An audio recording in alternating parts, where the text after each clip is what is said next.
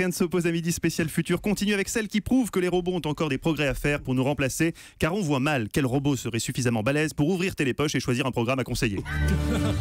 La légende dit que c'est elle qui aurait dû interpréter le rôle de la princesse Leia dans Star Wars, mais qu'elle aurait refusé car, je cite, elle ne croyait pas au projet. Eva Rock, votre sens de l'anticipation, votre capacité à sentir l'avenir ont toujours été bluffants. En tant que spécialiste numéro 2 des médias sur Europe 1 après Philippe Vandel, comment voyez-vous le petit écran dans 10 ans ?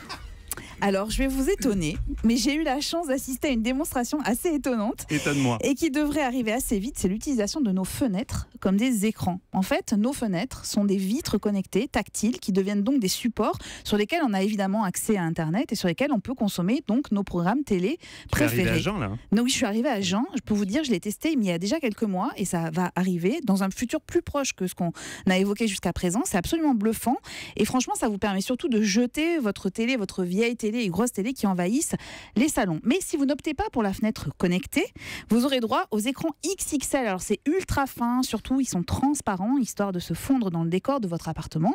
C'est les nouvelles technologies qui vont arriver très rapidement. Mais autre solution dont m'a parlé Anissé, hors micro, ce sont les lunettes connectées. Alors quand vous allez mettre vos lunettes, vous avez un petit écran qui apparaît dans votre champ de vision, mais qui pourrait se transformer en écran géant face à vous quand vous le souhaitez dans votre salon. Sauf qu'avec l'échec des Google Glass, moi j'ai du mal à imaginer que ce soit un succès, cette histoire de lunettes connectées. Mais enfin, on verra.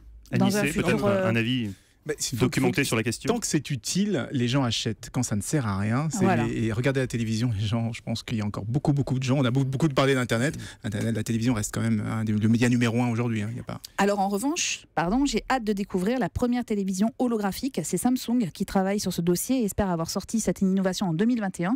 Pas pour faire apparaître Jean-Luc Mélenchon dans votre salon, mais bien votre programme télé en 3D qui sera là devant vous dans votre maison. Voilà, c'est le futur de la télé, c'est la télé holographique. C'est le théâtre.